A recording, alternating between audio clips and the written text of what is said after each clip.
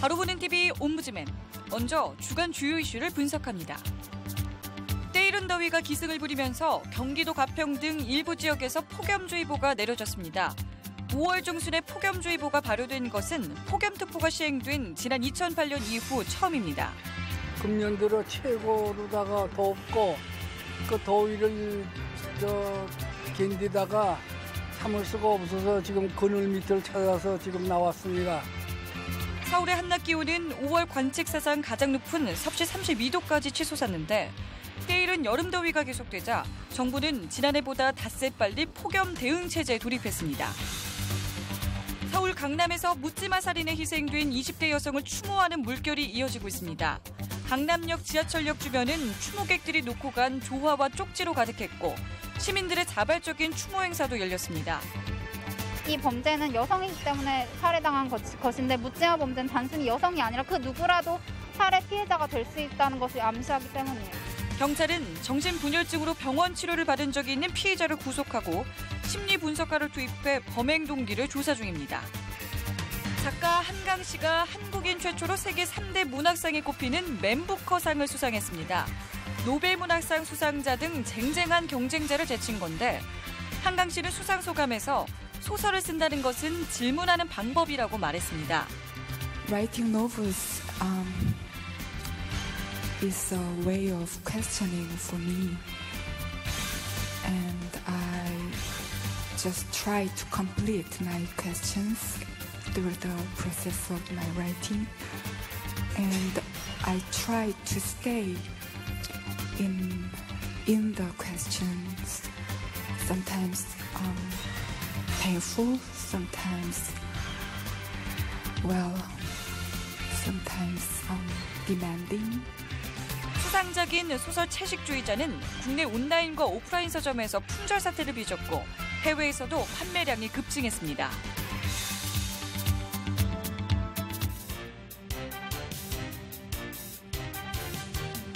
안녕하십니까. 바로 보는 TV 옴부즈맨 조미령입니다. 지난주에도 연합뉴스TV에서는 다양한 뉴스를 신속하게 전했는데요. 시청자 평가원은 방송 내용을 어떻게 평가했는지 알아보겠습니다. 오늘은 이슈 저격과 뉴스 현장 일사, 라이브 투데이를 살펴본 김혜림 시청자 평가원의 의견을 함께하겠습니다. 이슈 저격에 대한 모니터 내용부터 만나보시죠.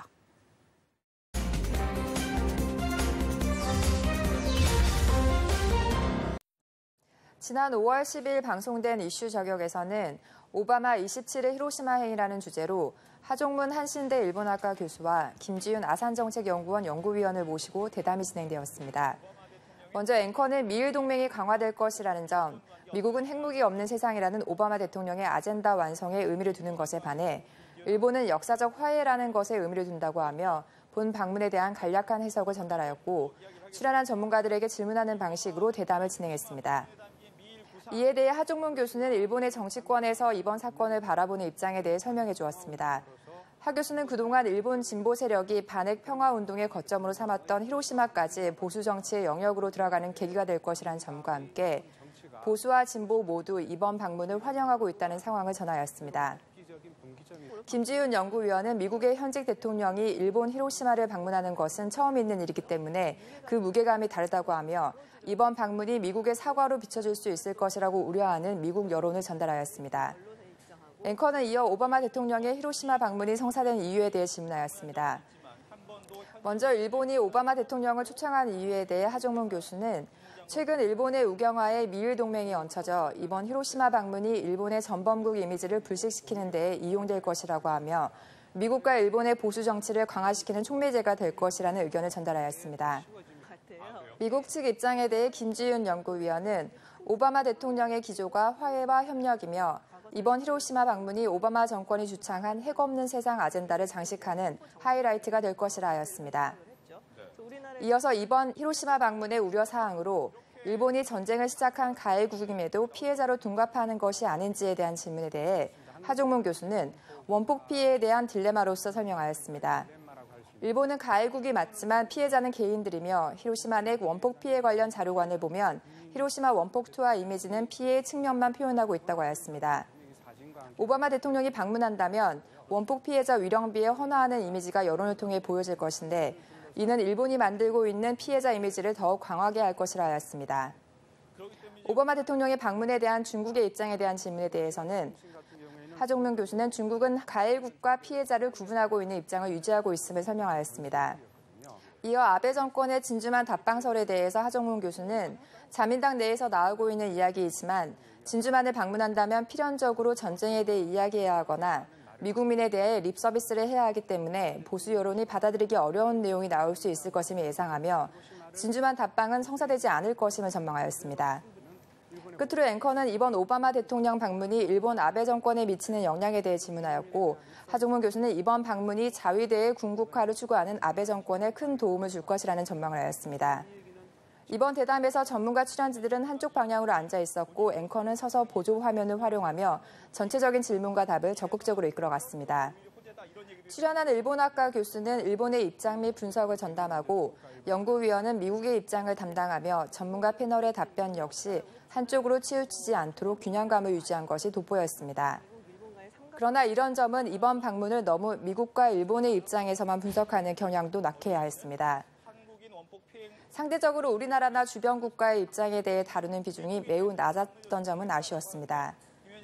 그리고 마지막 질문으로 이번 방문이 향후 일본 아베 정권에 미치는 영향에 대해 논하였지만 이건 역시 대선을 앞둔 미국 내 정치권에 미치는 영향, 우리나라 정치 및 외교에 미치는 영향까지 다루어졌어야 했다고 생각합니다. 또 대담의 후반부에 소개됐던 오바마 대통령의 일본 방문 일정은 대담 시작 부분에서 앵커가 요약해 전달한 후에 전문가 분석을 듣는 방식으로 진행하는 것이 효과적이었을 것이라고 생각합니다. 이슈 저격을 살펴본 김혜림 시청자 평가원의 의견을 함께 하셨는데요. 뉴스 현장 일사와 라이브 투데이는 또 어떤 평가를 받았는지 만나보시죠.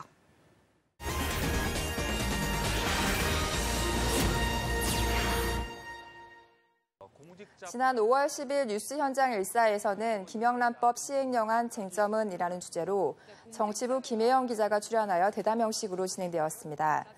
먼저 기자는 김영란법 시행령안의 주요 내용에 대해 상세히 소개하였습니다. 김영란법은 부패 방지 및 청렴도 제고를 위한 법률로서 공직자와 교직원, 언론인 등을 대상으로 하고 있고 직무와 관련이 있는 사람들로부터 3만 원이 넘는 식사 대접을 받으면 대가성이 없더라도 처벌을 받는다는 것입니다. 변경된 선물비와 경조사비, 외부 강연료에 대한 상한 금액은 그래픽 화면을 통해 요약하여 안내해 주었습니다.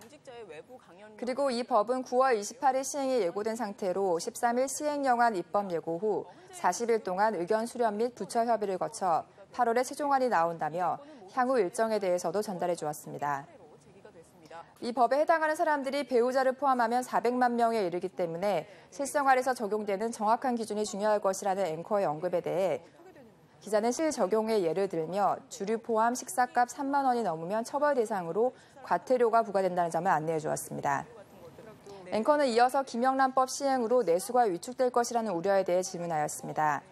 기자는 이 법의 취지인 부패를 줄이고 청렴 지수가 개선되면 장기적으로 국가 경제에 긍정적일 것이라고 예상됐지만 단기적으로는 내수 업종인 농축산업과 화훼업계 등은 영향을 받을 것이라고 하였습니다. 이번 대담은 입법 예고에 맞춰 2012년 발의된 이후 지속적인 공방이 펼쳐지고 있는 김영란법의 시행안을 소개하고 보완 사항과 변수 등에 대해 알아볼 수 있는 유익한 시간이었습니다. 그러나 법 시행 전 의견 수렴 및 협의 과정에 해당되는 현재 시점에서 내수 위축 우려 등 단편적인 부분만 언급하며 그 외에 우리 사회에 미치는 영향 및 논의해야 할 이슈에 대해 다양하게 접근하지 못한 점은 아쉬웠습니다. 김영란법에 대해 찬반 여론이 뜨겁게 일었던 지난 사건들을 정리하여 다양한 이해관계 집단의 의견들을 정리해서 소개해준다거나 전문가들의 의견을 정리하여 실제 법 시행을 앞두고 현실적인 대안과 개선점을 반영할 수 있는 방법에 대해 언급해 주었다면 더욱 깊이 있는 시간이 되었을 것이라고 생각합니다. 다음은 라이브 투데이에 대해 모니터링한 내용입니다. 5월 11일 방송에서는 입양의 날에 맞춰 입양을 피하는 미혼 모델이라는 주제로 사회부 박상률 기자와 함께 대담이 진행되었습니다. 먼저 기자는 입양의 날의 취지에 대한 설명으로 시작하였습니다. 입양의 날은 입양에 대한 부정적인 인식을 줄이고 그 의미와 기쁨을 기념하는 취지로 지난 2006년 제정되었으며 한 가정이 한 아동을 입양하자는 의미로 숫자 1이 2개 있는 5월 11일로 지정되었다고 하였습니다. 그런데 2012년 1,800명이 넘었던 입양의 수가 지난해에는 1,000명 정도로 줄었으며 그 원인이 입양특례법이라는 지적이 나오고 있다고 전했습니다. 입양특례법은 아동의 권리를 강조한 것이 주된 내용이며 국내 입양을 독려하자는 목적으로 시행되고 있다고 하였습니다. 그런데 아동의 권리 향상이 목적인 입양 전 출생신고 의무나 신고제에서 허가제로 바뀐 절차 등은 입양을 까다롭게 만들고 있어 그 순기능에도 불구하고 입양 자체를 줄게하고 있다 하였습니다. 기자는 그 근거로 아이를 입양 보내는 사람들 중 미혼모가 많음을 지적하였습니다.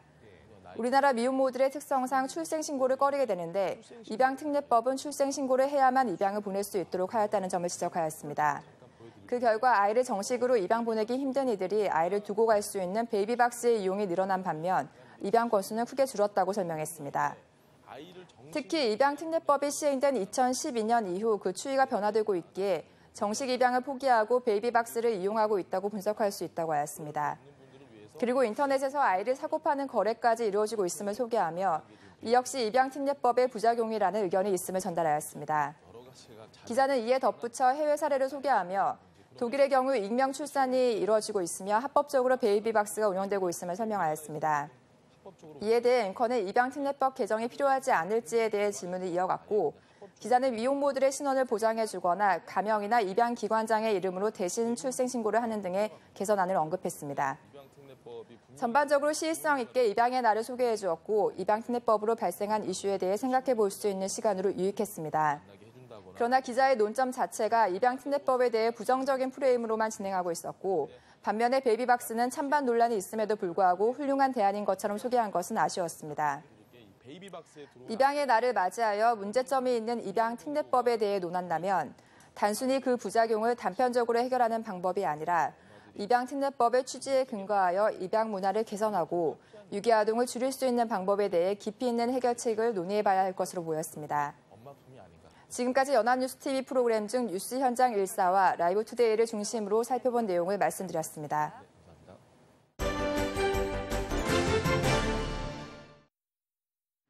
연합뉴스TV에서 방송하는 제작 프로그램에 대한 시청 소감을 들어보는 캠퍼스 TV 리포트 시간입니다.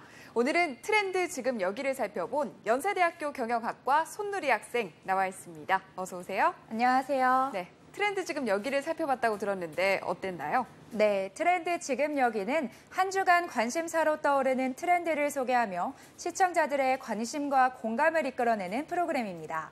흥미로운 구성과 다채로운 영상을 통해 시청자들에게 다가가고 있는데요.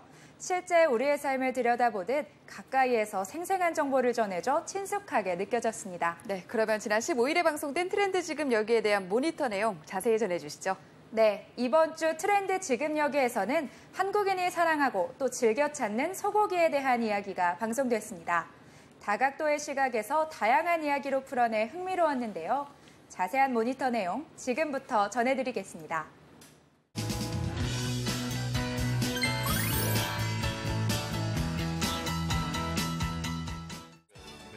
소고기를 주제로 방송된 지난 5월 15일 방송에서는 마블링을 둘러싼 이슈와 소고기를 더 특별하고 맛있게 먹는 색다른 방법, 그리고 맛과 건강에 대한 이야기까지 담았습니다.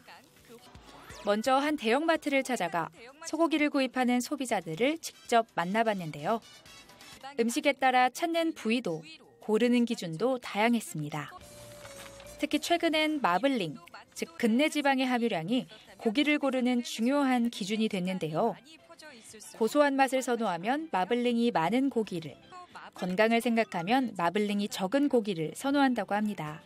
등심이나 안심 같은 경우에는 등급을 따지면 기름이 좀 많이 있잖아요. 네. 그러니까 그런 경우는 특별히 맛으로 따질 때는 그런 걸 먹지만 그렇지 않을 때는 건강으로는 기름 없는 부분을 따집니다. 아, 그래요? 네. 네. 하지만 실제로는 일반 소비자들이 좋은 고기를 알아보고 구입하는 경우가 드문 것이 사실입니다. 주로 등급과 가격을 보고 많이들 사간다는 매장 직원의 말에 공감이 갔습니다. 또 소고기가 건강면에 미치는 영향에 대해서는 전문가의 의견을 전해줘 소고기 섭취에 대한 판단을 하는데 도움이 됐습니다. 아무래도 마블링이 많으면 많을수록 포화지방은 좀 더 많죠. 그리고 맛은 더 있고 더 고소하고 이런 부분은 있겠죠. 그렇지만 이제 계속 과다하게 섭취하면 포화지방을 섭취를 많이 하는 거기 때문에 결국에 심혈관계에 좋지 않은 영향을 줄 수 있습니다. 다음은 색다른 조리 방법으로 소고기의 특별한 맛을 살리는 식당을 찾아갔습니다. 두툼하게 썰어내 그대로 팬에 구워 먹는 보통의 방법과 달랐는데요. 일정한 온도와 습도를 유지하며 건조 숙성시키는 드라이 에이징 방식이었습니다. 고기 겉은 딱딱하지만 안은 바삭하게 익혀 식감과 감칠맛을 살려주는 주방장만의 독특한 조리 방법이 상세히 공개됐습니다. 이어서 직원이 직접 눈앞에서 고기를 구워주는 식당이 소개됐습니다. 손님들에게 소고기를 가장 맛있게 제공하기 위해 직접 구워주는 서비스를 제공한다는데요. 특히 바로 눈앞에서 보듯 생생하고 먹음직스러운 영상이 좋았습니다. 또 집에서도 소고기를 맛있게 굽기 위한 방법도 자세히 전해줘 정말 유익했습니다. 집에서 구워 드실 때는 팬에 연기 날 때까지 달구세요. 아, 팬을 먼저 달구고? 네, 팬에 연기 날 때까지 달구시고, 네, 연기 날 때까지 달구시고 중불로 낮추신 다음에 그 다음에 고기를 올리십니다. 중요한 거는 겉면을 빠르게 마이야르 반응으로 해서 감칠맛을 올리느냐. 네. 하지만 소개된 두 식당 모두 두툼한 스테이크로 즐기는 소고기를 다룬 점이 아쉬웠습니다. 소고기로 요리해 먹을 수 있는 보다 다양한 음식들을 소개했다면 더 다채롭고 풍부한 이야기가 됐을 것이라고 생각합니다. 마지막으로는 건강한 소고기를 생산하는 친환경 소농장을 찾아갔습니다. 축산 분야 최고 농업기술 명인이 운영하는 곳인데요. 약 6,600제곱미터에 달하는 이 농장에서 사육되는 400마리의 건강한 소가 화면을 가득 채웠습니다. 먼저 소 사육 방식이 전해졌습니다. 지방이 많은 고기를 생산하는 비육 방식과 보다 건강한 소고기를 맛볼 수 있는 이 농장의 사육 방식을 비교하면서 소비자의 선호에 따라 사육 방식도 달라진다는 점을 설명해줬습니다. 흔히 마블링, 지방이 많은 고기를 생산하기 위해 곡물 사료를 먹이고 활동량을 제한하면서 비육을 하는 경우가 많은데요. 이제는 마블링만 많은 소보다 맛있으면서도 건강한 소에 대한 인식이 생겨나고 있습니다. 특히 소의 먹이로 쓸 건초를 직접 재배하고 숙성시켜 정성스레 준비하는 모습이 생생히 담겼는데요. 건강한 소 사육을 위한 노력이 진정성 있게 느껴졌습니다. 이 농장 대표의 소에 대한 관심과 애착도 흥미로웠습니다. 소에게는 아랫니만 있고 윗니는 없다는 사실과 소들이 가장 쾌적하게 느끼는 환경에 대한 설명은 호기심과 웃음을 자아냈습니다. 소에 대한 세심한 관찰과 애정어린 눈길이 돋보였습니다. 이렇게 자란 소는 고기도 사람의 건강을 지켜주죠. 네. 자기 몸의 건강을 지키면서 사람의 몸의 건강도 지켜주고 또 찾아주고. 이번 방송에서는 소와 소고기에 대한 다양한 정보를 얻을 수 있어 유익했습니다. 무엇보다 우리 식탁에 놓이는 소고기에 대해 보다 건강한 인식을 갖게 됐고 소고기를 더 안심하고 맛있게 즐기게 됐습니다. 이처럼 우리 삶의 모습 가까이에서 직접 보고 듣고 느낀 것을 전해주는 트렌드 지금 여기가 앞으로도 시청자들의 눈과 귀를 사로잡는 핫한 트렌드를 생생하게 전하는 프로그램이 되길 기대하겠습니다. 지금까지 캠퍼스 TV 리포트였습니다.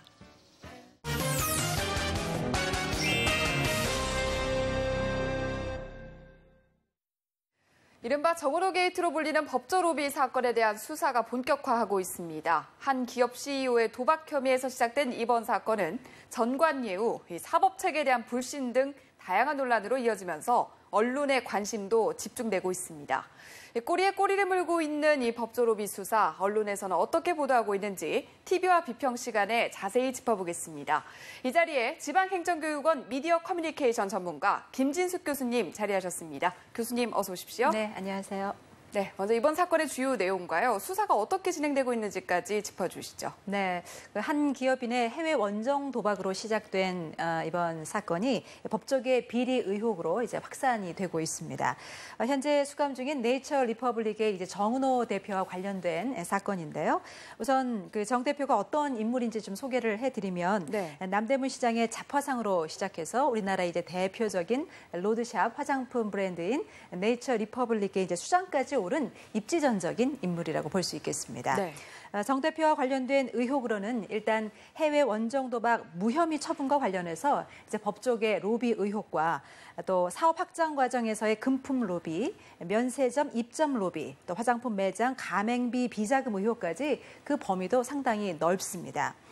이러한 의혹들은 지난해 상습 도박 혐의로 수감된 정은호 대표의 항소심 변론을 맡았던 최유정 변호사가 구치소에서 이제 정 대표에게 이제 폭행을 당했다면서 고소장을 접수하면서 폭로됐습니다.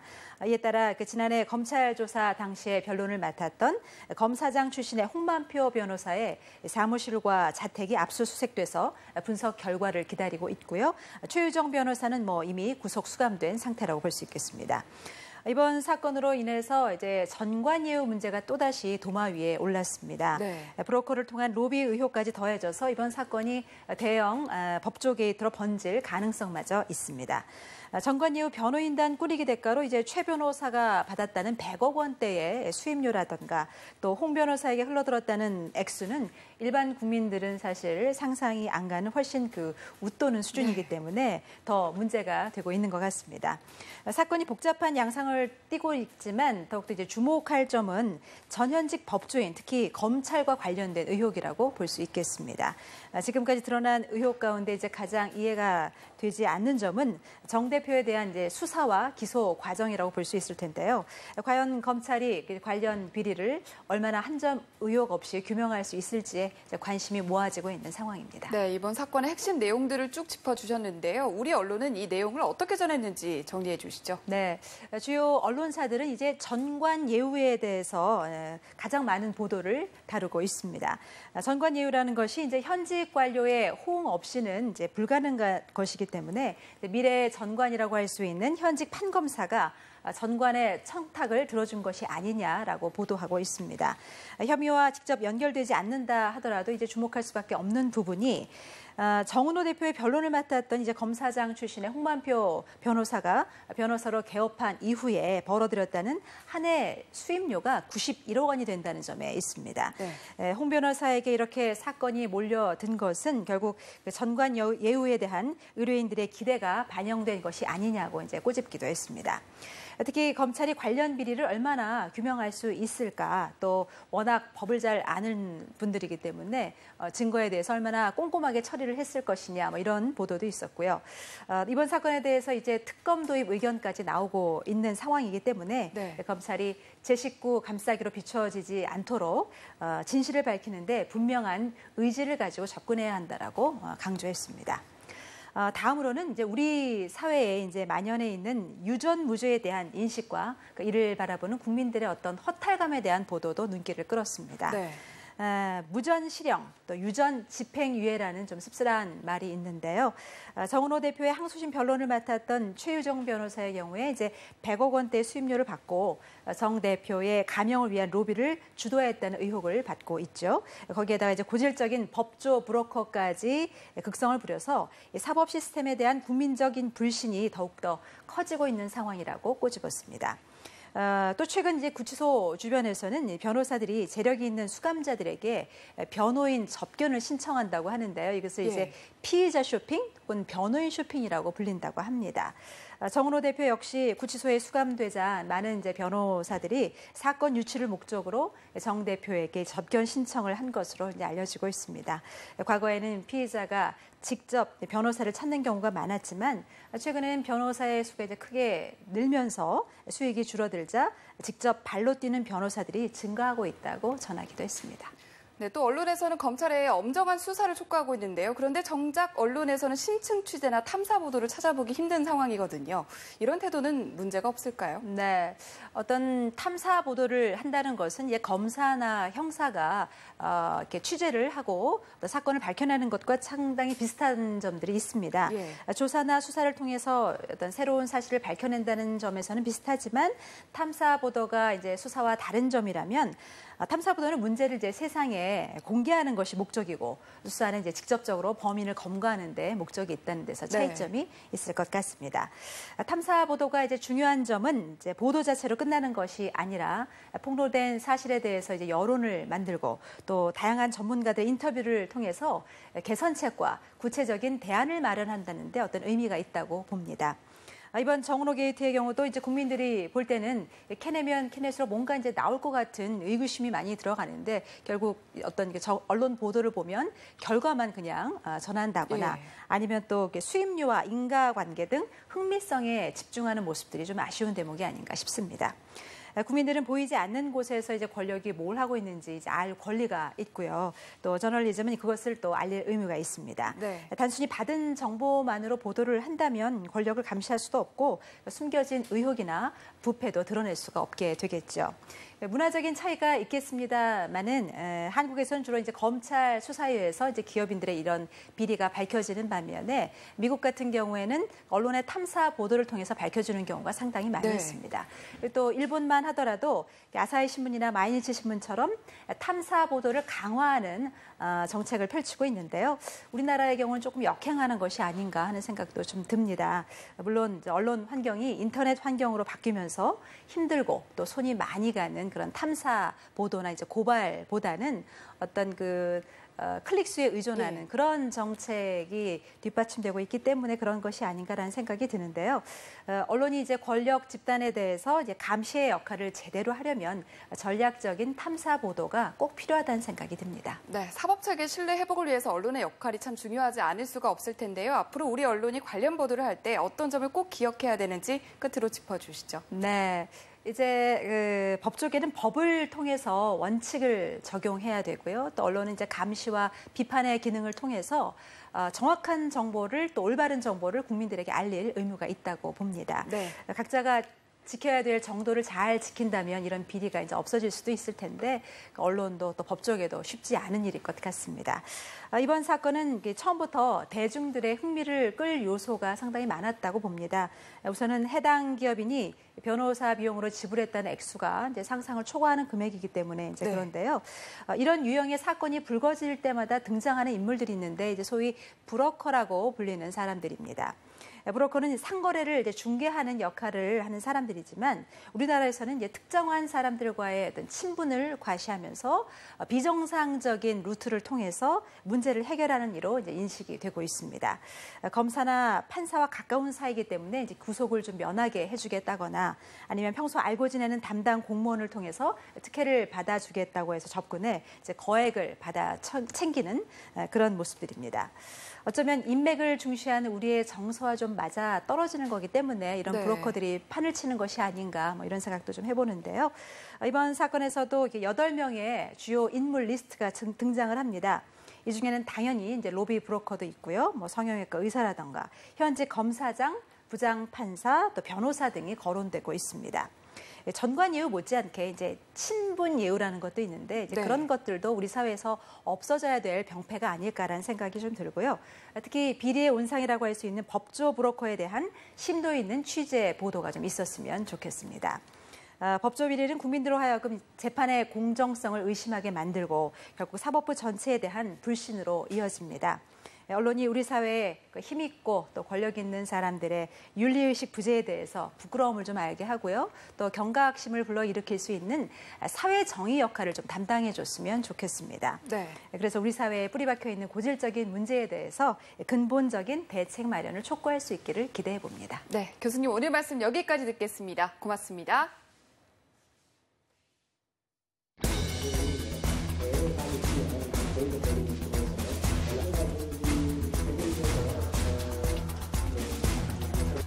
자기가 어떤 영향을 끼칠 수 있는 그 부서에 대해서는 일반 어떤 변호사의 금액이 500만 원이라면 그런 사람들은 적어도 착수금이 3천만 원, 많게는 10배, 적어도 5배, 6배는 되는 것 같고 적어도 부르는 게 갑시다.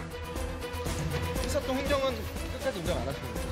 인정은 안 했습니다. 지금 개인 돈 100억으로 하신 거예요? 개인 돈으로? 개인 돈을 했습니다.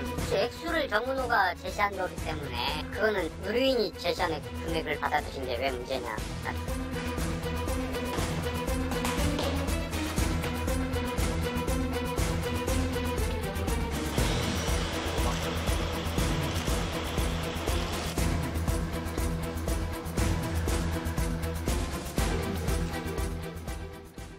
저희 제작진은 언제나 시청자 여러분의 다양하고 소중한 의견을 기다리고 있습니다. 방송을 보고 느낀 소감을 전화나 시청자 게시판 그리고 SNS로 보내주시기 바랍니다. 바로 보는 TV 옴부즈맨 오늘 방송은 여기까지입니다. 시청해주신 여러분 고맙습니다.